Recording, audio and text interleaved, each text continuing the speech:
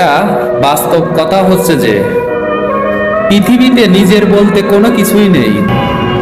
আপনি যা কিছু অর্জন করেছেন কিংবা ভবিষ্যতে অর্জন করবেন, কোনো কিছুই আসলে আপনার না।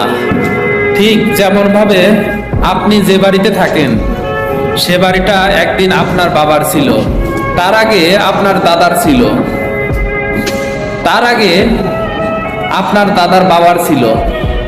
কালের পরিক্রমায় আপনার হয়েছে। আপনি যখন পৃথিবী ছেড়ে চলে যাবেন তখন সেই বাড়িটা পরবর্তী জেনারেশনের হবে। মূলত সেটা কিন্তু তাদেরও নয়, সবকিছুই মহান আল্লাহ তাআলার। আল্লাহ তাআলা মূলত আমাদেরকে দিয়েছেন, একটা সময় পর আমরা সকল কিছু ছেড়ে শূন্য হাতে আমরা আমাদের বাড়ি ফিরব।